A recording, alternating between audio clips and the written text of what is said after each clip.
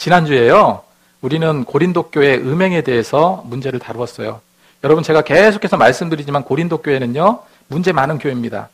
초대교회지만 문제가 많고 그 문제에 대한 어떤 해답을 바울이 지금 쓰고 있는 거거든요. 그래서 제가 뭐라고 그랬습니까? 처음에 이 고린도 교회를 볼 때는 항상 거울과 같다. 고린도 교회의 문제를 통해서 우리 현실의 교회를 되짚어 봐야 된다. 이렇게 말씀드렸어요. 이 두 가지를 생각하면서 말씀을 봐야 됩니다. 지난주에 음행 문제를 다뤘어요. 아버지 아내를 취했다. 있을 수 없는 사건에 대해서 우리가 살펴봤죠. 그런데 그런 음행이라는 것은 사실은 일종의 파생된 결과물이에요. 그런데 교회 내에 더 본질적인 문제가 있었더라는 거예요. 그게 뭡니까? 탐욕의 문제예요. 탐욕의 문제가 도사리고 있었습니다. 오늘 6장에는요, 두 가지 문제를 지적하고 있습니다. 먼저 1절에서 11절까지는 교회 안의 다툼, 교회 안의 갈등, 이런 문제에 대한 거고요. 12절에서 20절까지는 우리 몸, 우리 육체에 대한 바울의 메시지를 담고 있어요. 자, 그러면은 교회 안에서 다툼에 대해서 우리가 어떻게 처신해야 될까?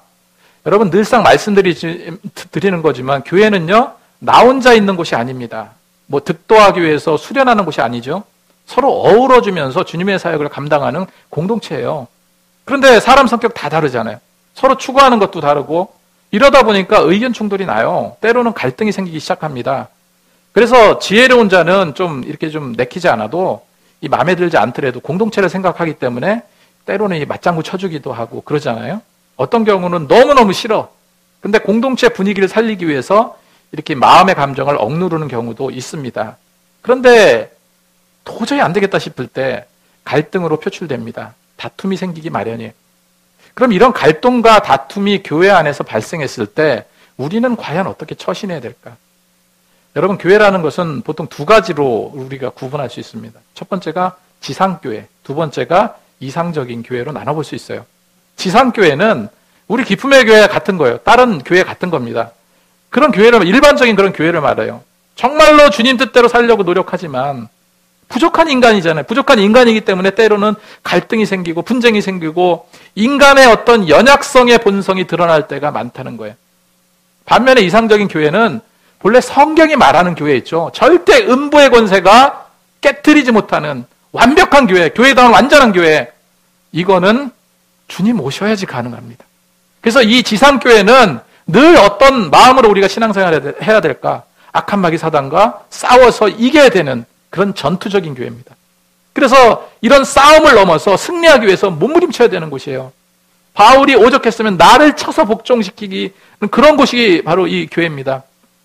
그래서 찬양에도 있듯이 험하고 높은 이 길을 어떻게 하면서 올라가요? 싸우며 나아갑니다. 이 찬송, 여러분, 우리 믿는 자들은요, 이런 찬송을 입에 달고 살아야 돼요. 진짜로.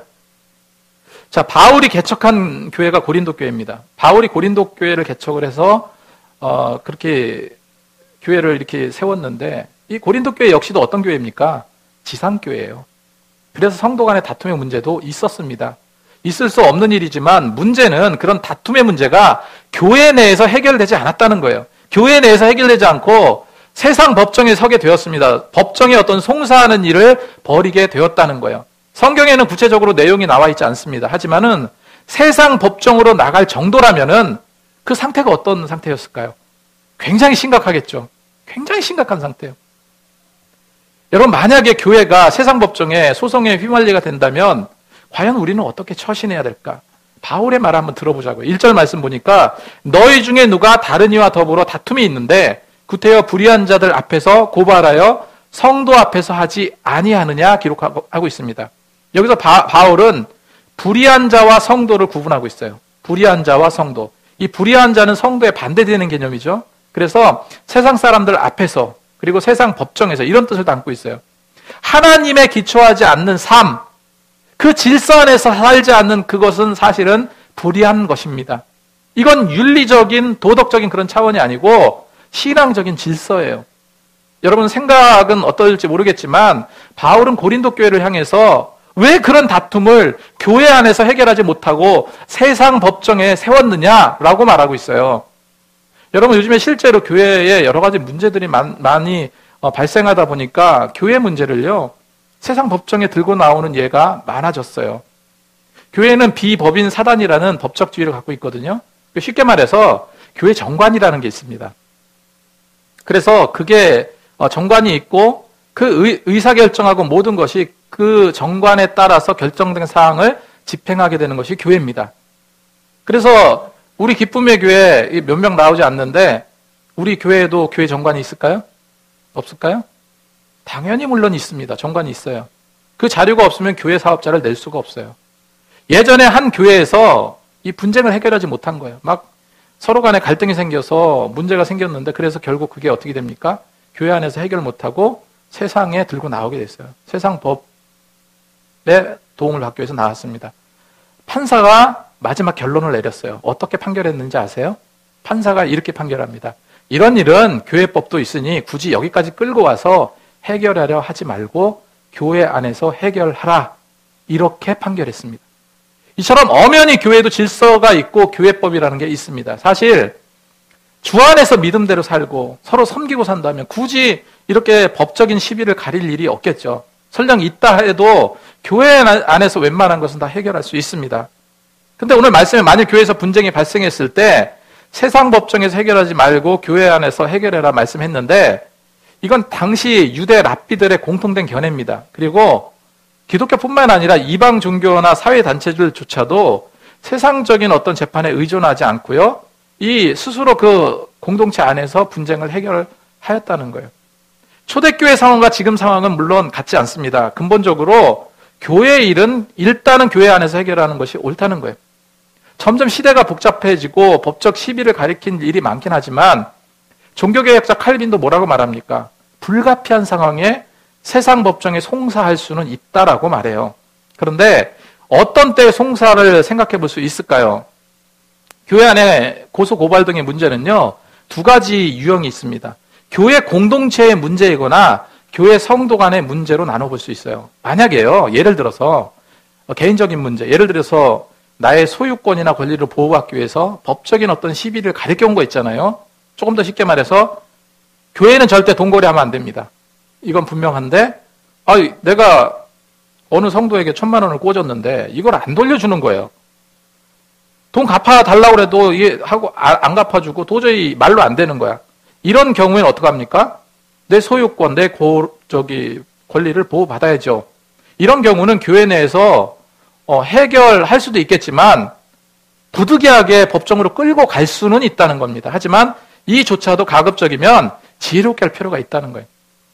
그리고 또 이런 경우 있잖아요. 교회 몰래 들어와서 이단들이 몰래 들어와서 사기를 칠 계산으로 이렇게 이렇게 믿는 사람들 꿰는 경우 있잖아요. 이럴 경우 그래서 사기를 쳐서 땅을 뺏거나 돈을 어떻게 이렇게 부당하게 편취한 경우 이런 경우는 화합과 이런 거로 교회 안에서 쉽게 해결될 문제가 아니잖아요. 이런 경우에는 세상의 어떤 법적 도움을 받아야 할 겁니다. 하지만 교회 공동체에 관한 문제, 교회 공동체에 관한 문제는요, 교회 안에서 교회법대로 치리하는 것이 옳다라는 거예요. 아무튼 오늘 바울이 정말로 안타까워하는 핵심이 있어요.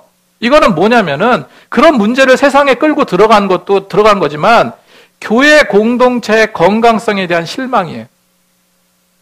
왜 교회 문제를 세상으로 가져가느냐? 이것이 아니라 왜 고린도 교회는 그런 다툼과 갈등이 생겼는데 중재할 만한 정말로 지혜로운 자가 단 한 명도 없었느냐? 이걸 안타까워하는 겁니다. 그 말씀이 4절, 5절 말씀이 나오죠. 내가 너희를 부끄럽게 하려 이 말을 하노니 너희 가운데 그 형제 간의 일을 판단할 만한 지혜 있는 자가 이같이 하나도 없느냐? 기록하고 있어요. 바울은 조금 불의를 당하는 것도 그리고 믿는 자로서 조금 손해를 보는 것도 나쁘지 않다고 말합니다. 7절, 8절 말씀에 너희가 피차 고발함으로 너희 가운데 이미 뚜렷한 허물이 있나니 차라리 불의를 당하는 것이 낫지 아니하며 차라리 속는 것이 낫지 아니하냐. 너희는 불의를 행하고 속이는구나. 그는 너의 형제로다. 이 말씀에서 여러분 뭘 알 수 있습니까? 어떤 이해득실의 어떤 판결보다 교회 공동체를 더 크게 부각시키고 있는 거예요. 예수님도 뭐라고 말해요? 마태복음 5장 39절 42절 말씀을 보면 나는 너희에게 이르노니 악한 자를 대적하지 말라. 누구든지 내 오른뺨을 치거든 왼쪽도 돌려대며 또 너를 고발하여 법적인 문제가 나왔죠? 너를 고발하여 속옷을 가지고자 하는 자에게는 겉옷까지도 가져가게 하며. 이게 뭐예요? 조금 손실을 볼 수 있다는 거예요. 믿는 자는 중요한 것은 양보와 타협이 중요하다는 겁니다. 구약에 보면 아브라함과 조카 롯이 있어요. 둘이 거부가 됐습니다. 부자가 됐어요. 그래서 당시에 뭐 요즘처럼 뭐 부자가 뭐 차가 있고 고급 아파트 이런 게 아니고 당시에는 가축들이 많으면 부자예요. 땅이 많고 가축들이 많아요. 아브라함의 종과 롯의 종이 서로 비슷한 동네에 살았습니다. 그런데 맨날 아브라함의 종들과 롯의 종들이 치고받고 싸우는 거예요.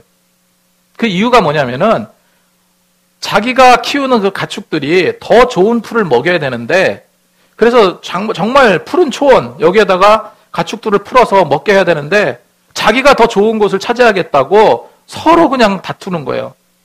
이런 갈등이 쉽게 해결되지 않았습니다. 그때요, 여러분, 누가 먼저 손을 내밀었습니까?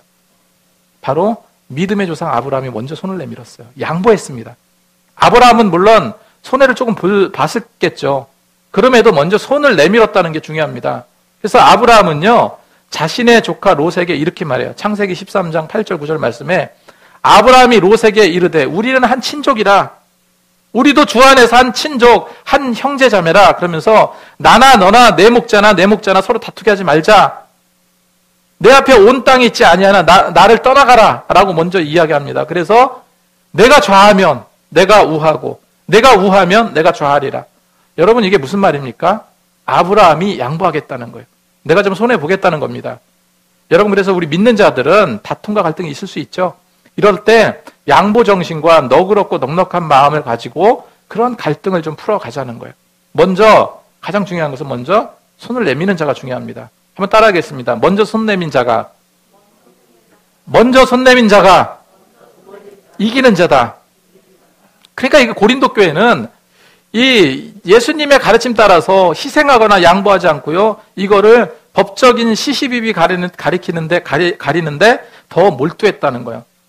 우리가 아무튼 이런 넉넉한 마음을 가지고 이런 부분을 더 깊이 생각해 보면 좋겠습니다. 자, 두 번째로 우리 육체, 우리 몸에 대한 겁니다. 여러분, 이 중에서 육체가 없는 분 없죠? 다 육체를 가지고 있어요. 영혼을 가지고 있고 육체를 가지고 있습니다. 바울은 우리 몸을 어떻게 사용할까? 한마디로 이렇게 말했습니다. 하나님의 영광을 위해서 사용하자. 하나님의 영광을 위해서 사용하자. 이 부분도 제가 누차 말씀드렸지만 우리 몸과 영혼, 여러분이 갖고 있는 영혼, 몸, 그리고 내가 매일마다 하는 이 생각까지도 나된 모든 것은 내 것이 아니라고 그랬습니다. 누구 겁니까? 하나님 거예요. 우리 몸이 70년 살 동안, 80년 살 동안, 100년 살 동안 하나님으로부터 우리 몸을 어떻게 한 거예요? 임대받아서 살고 있는 거예요. 임대받아서 사용하고 있는 겁니다. 그래서 어떻게 해야 되냐? 내 육체 잘 사용해야 돼요. 내 몸을 혹사시키는 것도 옳지 않습니다. 이렇게 음행이나 음주, 다툼 이런 거 말고 내 몸을 막 혹사시키고 이런 것도 하나님께 죄송하다고 생각해야 돼요. 심지어는 제가 전에도 한번 말씀드렸지만 이 감기 걸리는 것도 아이고 하나님 죄송해요 이렇게 해야 돼. 그렇지 않겠습니까? 내가 그냥 몸이 망가지고 이런 거요. 이런 거 옳지 않습니다. 그래서 몸을 좀 다듬는 노력도 필요합니다. 바울이 왜 이런 우리 몸, 우리 육체에 대해서 이렇게 언급하고 있는가? 12절 말씀을 보면요, 이렇게 기록하고 있습니다. 모든 것이 내게 가하나 다 유익한 것이 아니요 모든 것이 내게 가하나 내게 무엇에든지 얽매이지 아니하리라. 이게 무슨 말일까요? 내게 가하나 다 유익한 것이 아니다. 이 말은 바울의 말이 아니고 고린도 지역 그 사회에 익숙한 일종의 격언입니다. 속담이에요. 특별히 영지주의자들, 우리 기독교의 대표 이적인 이단이 영지주의자들이잖아요. 이런 영지주의자들의 생각을 대변한 말이에요. 이 당시에 고린도 사람들은요, 의식세계라는 것은 헬레니즘 문화에 빠져 있었던 그 어떤 정신적인 사고를 갖고 있었습니다. 헬레니즘. 거기에 뿌리를 두고 있어요. 그 철학을 바탕으로 우리 인간이 갖고 있는 영과 육체가 있죠. 영과 육은 어떻게 하냐면요, 분리해서 이해를 했습니다. 이걸 이용한 자들이 영지주의자들이에요. 쉽게 말해서 육체, 우리가 갖고 있는 이 육체는 악한 거예요. 그리고 영혼은 거룩한 거라고 분리해서 생각합니다. 이들이 생각하는 그 관념은 뭐냐면은 육체를 의식세계에서 배제했는데 그렇기 때문에 육체적으로 타락했다고 이야기할 때 육체적으로 타락한 것은 별다른 죄의식을 갖지 않았다는 거예요. 육체의 모든 것은 자유하다 생각한 겁니다. 그래서 막 음란을 즐기고 쾌락을 즐기는 이 모든 것이 다 가하다. 이런 논지예요. 그러니까 다윗 당시의 어떤 사회상이나 육체적인 타락, 쾌락의 이 정서가 그 의식이 얼마나 강했는지요. 그 의식에 사로잡힌 채 예수 믿게 된 사람들도 굉장히 많았다는 거예요. 여러분, 사람의 의식 쉽게 안 바뀌어요. 사람의 의식이 변화하는 거 쉽지 않습니다. 부단히 노력하고 바꾸지 않으면요, 옛사람의 모습에서 벗어나지 못하고 신앙의 겉핥기만 하게 된다니까요. 이런 세상적인 조류가 고린도 교회에 흘러 들어온 거예요. 고린도 교회 성도들에게 흘러 들어와서 분별력이 사라진 거예요. 여러분, 이게 얼마나 성경과 배치되는 그런 의식입니까? 바울이 이런 태도와 주장을 단호하게 거부하고 있는 거예요. 13절 말씀에 몸은 음란을 위하여 있지 않고 오직 주를 위하여 있으며 주는 몸을 위하여 계시느니라, 이렇게 말하고 있어요. 자, 몇 달 전에요, 우리나라에서 청소년 올림픽이 열렸대요. 수천 명의 각국에 있는 나라 이 청소년들이 우리나라에 와서 올림픽 경기를 했어요. 그런데 운영위원회에서 아이들이 잠자고 있는 숙소 곳곳에 이 콘돔 같은 피임 도구를 비치했다고 그래요. 그런데 그 청소년 올림픽에 참가한 이 청소년들 나이가 어떻게 되는지 아세요? 13세에서 18세예요. 여러분, 이거 온전하다고 생각하십니까?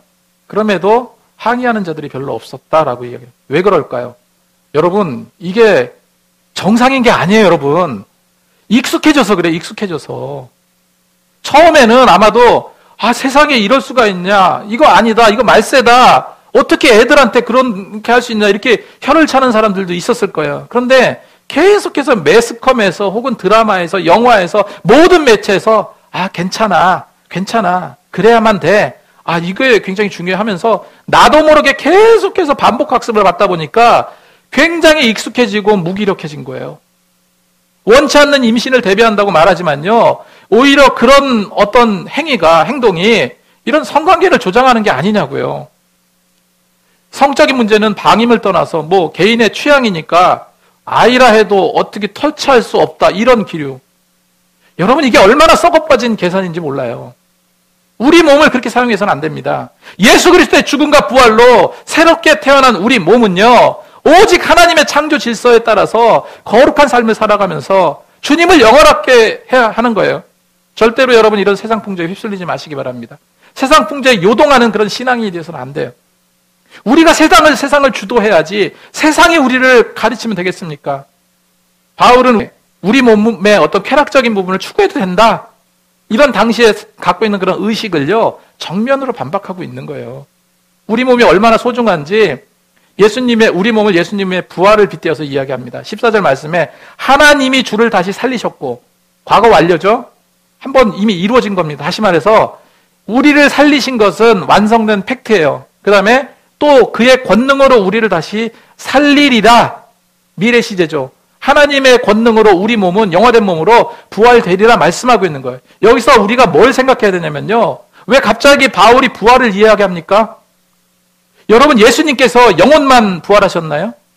육체까지 부활하신 거예요. 영역 간의 부활이 이루어지신 겁니다. 그래서 예수님께서 부활하셔서 못 믿겠으니까 못자국 난 거 만져보라고 얘기도 하고, 옆구리에 참자국도 만져봐라. 그리고 갈릴리 바다로 가가지고 고기 잡는 베드로에게 가서 고기 잡아가지고 같이 제자들하고 고기를 뜯어 먹으면서 식사도 하셨잖아요.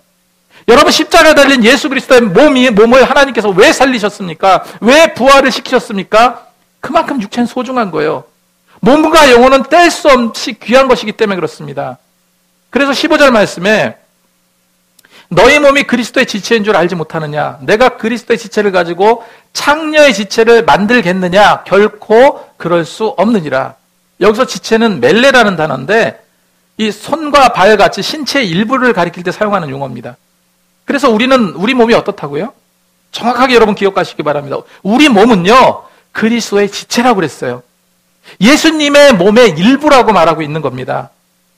그런데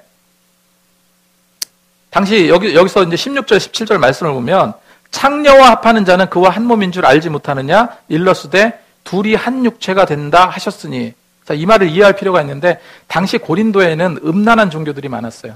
특히 고린도 신전에는 그 신전들이 많았는데 사람들이 제사를 드리러 이제 신전에 가면 제단에 가는 입구에 쭉 뭐가 있냐면요. 굉장히 많은 방들이 있었습니다. 그런 방들이 있었어요. 근데 그곳 방에는 뭐가 있었냐면은 성전에서 몸을 파는 창기들이 있었어요.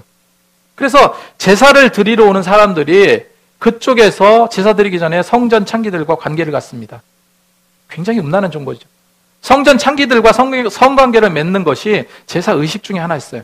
이런 행위가 당시에는 부도덕하다 생각하지 않았어. 오히려 거룩한 것처럼 여겼습니다. 그거는 성전의 창기들과 관계를 가진 것이 신과 합이라는 의식을 행했다라고 봤었던 거예요.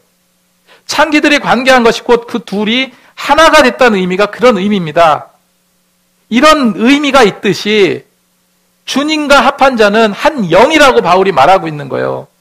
여러분, 그래서 교회 안에서 아까 이제 다툼의 문제를 이야기했지만 음행이라는 거, 지난주에도 말씀드렸지만 여러분, 음행이라는 것은요, 사람이라면 누구에게나 연약한 부분이에요. 여지를 두어서는 안 되고요, 정말로 조심해야 됩니다. 어느 공동체나 어느 곳이나 중요하지만 특별히 교회 안에서는요, 더욱더 조심해야 돼요. 오늘 말씀의 음행에 대해서는 정말 정확하고 명확하게 이렇게 표현합니다. 18절 말씀에 음행을 어떻게 하라고요? 음행을 어떻게 하라고요? 피하라. 피하라고 말하고 있어요. 피하라는 거 여러분 뭡니까? 다른 건 다 대결해서 싸우라고 그랬어요. 그죠? 마귀 사탄들 오면은 싸워서 이기고 주님의 군사돼서 너희가 지기. 근데 음행은 어떻게 하라고요? 피하라는 건요. 우리가 그 음행 그 문제에 자유로울 수 있는 사람이, 그 유혹에 휩쓸리지 않은 사람이 아무도 없다는 거예요. 나보다 강하기 때문에. 그래서 어떻게 하라고요? 그냥 피하는 거예요, 이런 거는. 사람이 범하는 죄마다 몸 밖에 있거니와 음행하는 자는 자기 몸의 죄를 범하느니라 기록하고 있어요. 이런 노력이 매일마다 싸워야 하는, 우리가 싸워야 되는 지상교회, 전투적인 교회, 싸워서 이기는 그 교회의 표본이 돼야 될 줄로 믿습니다. 지금 이 시대 얼마나 음란과 음행이 난무합니까? 방법은 오직 하나예요. 대들고 싸워야 된다고요? 아니에요. 피해야 됩니다. 무조건 피해야 돼요. 음행을 피하라는 것은 그 유혹이 있을 때마다 강하게 거부할 수 있는 현재적 행동이 있어야 된다는 거예요. 왜? 우리의 연약성도 있지만 우리 몸은 뭡니까? 우리 육체는 뭐예요? 하나님의 거룩한 성전이기 때문에. 그래서 19절 말씀에 너희 몸을 너희가 하나님께로부터 받은 바 너희 가운데 계신 성령의 전인 줄 알지 못하느냐? 너희는 너희 자신의 것이라 이렇게 기록하고 있어요. 그러고 20절에 값으로 산 것이 되었으니 그런즉 너희 몸으로 하나님께 뭐를 돌리라? 영광을 돌리라.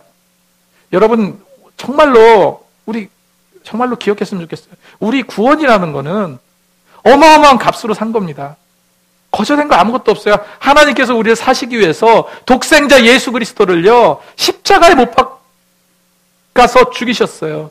그 생명값으로 우리가 구원을 받은 겁니다. 이걸 어떻게 값으로 환산할 수 있습니까? 그래서 우리는 십자가만 생각하면 주체할 수 없는 그 은혜의 고백을 하지 않을 수가 없는 거예요. 사랑하는 성도 여러분, 하나님은 우리가 하나님께 어떻게 영광 돌릴 수 있을지 정말로 이 부분에 노력을 집중했으면 좋겠습니다. 오늘 말씀을 정리하겠습니다. 먼저 교회 안의 다툼에 대해서 우리가 어떻게 처신해야 될까? 오늘 말씀에서 교회 안에 해결하는 것이 옳습니다. 그리고 믿는 자는 양보와 타협이 중요하다. 기억하시기 바랍니다. 두 번째로 하나님의 성전인 우리 몸은 소중합니다. 하나님의 영광 위해서 사용돼야 됩니다. 이 영광 위해서 사용된다니까 이게 뭔 말인가? 어떻게 해야 되나? 늘상 말씀드리는 거예요. 하나님의 영광을 위해서 사는 일이 뭐예요? 내 시간 하나님께 드리는 거, 교회에 충성봉사하는 거, 복음 열심히 전하는 거, 이웃을 사랑하고 섬기는 거, 내 몸이 아무것도 하지 않아가지고 녹이 슬어가지고 그냥 녹이 슬어서 없어지는 것보다 내가 정말 열심히 내 몸을 사용해서 닳고 닳아서 없어질 정도의 열심, 그런 열심을 갖고 신앙생활 하자는 거예요. 여러분 이렇게 신앙생활을 하지 않으면요 세상에 묻어갈 수밖에 없어요. 세상에 묻어가는 신앙인밖에 될 수 없습니다. 이런 생각을 우리가 가지셨으면 좋겠어요. 이 말씀을 통해서 우리 기쁨의 교회는 이런 바탕에 서고 늘 하나님의 은혜와 감격이 넘치며 늘 믿음으로 승리하시는 저와 여러분이 되시기 바랍니다. 기도하겠습니다.